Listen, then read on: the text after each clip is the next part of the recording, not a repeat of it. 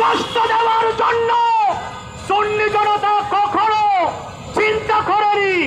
কিন্তু দুঃখের বিষয়, এদেশে আমরা আশা করেছিলাম 5ই আগস্টের পরে এদেশ শান্ত হবে, সুন্দর হবে। কিন্তু দুঃখের বিষয়, এক স্বৈরাচার যদিও বা পালিয়ে গেছে মনে করেছি, কিন্তু দেখেছি ডবল স্বৈরাচার এদেশে অবস্থান করছে, ঠিক কিনা? এক স্বৈরাচার চলে গেল, 90 স্বৈরাচার বিন্দু এদেশকে আবারও অশান্ত করার জন্য পায়তারা চালাচ্ছে।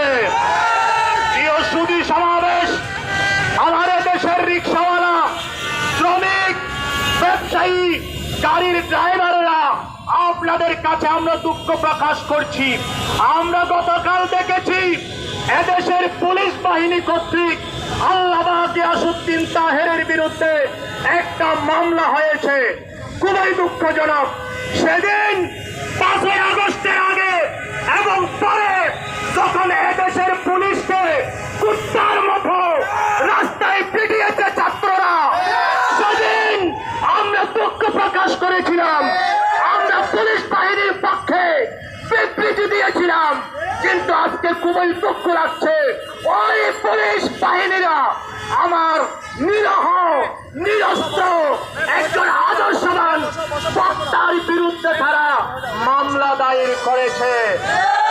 আজ এই সমাবেশ থেকে সরকারের গোয়েন্দা বাহিনী, পুলিশ প্রশাসন, বিশেষ করে চট্টগ্রাম মেট্রোপলিটন যারা রয়েছেন, যারা অন্যান্য কর্মকর্তা রয়েছেন, তাদের প্রতি উদাত্ত আহ্বান জানাচ্ছি। আমার আল্লামা এনাম রেজা কাদেরী যেভাবে বলেছে, তার সাথে সুর মিলিয়ে বলছি, 24 ঘন্টার ভিতর যদি আল্লামা তাহেরীর বিরুদ্ধে মামলা প্রত্যাহার, যেই মামলা হয়েছে ওই মামলা পুলিশ বাহিনী প্রত্যাহার করে না নেয়, আমরা আবার সেই 1991 মতো এই চট্টগ্রামে স্লোগান দিয়ে বের হব, পুলিশ তোদের বেতন বাড়ো, এই বাংলা আবার ছাড়ো। ওই স্লোগানে আমরা আবার রাজপথে নামবো। পুলিশ বাহিনীর বিরুদ্ধে আমরা আমাদের সোচ্চার আন্দোলন করে তুলবো। সুপ্রিয়, আজকে এখানে অনেক পুলিশ বাহিনী উপস্থিত রয়েছেন। আমি আপনাদের প্রতি শ্রদ্ধা রেখে বলতে চাই, আপনারা আপনাদের স্থান থেকে আপনাদের প্রধান কার্যালয়ে জানিয়ে দিন, অনতিবিলম্বে আল্লামা তাহেরীর মামলা যেন তুলে নেয়। আল্লাহ হাফেজ। আসসালামু আলাইকুম ওয়া রাহমাতুল্লাহি ওয়া বারাকাতুহু।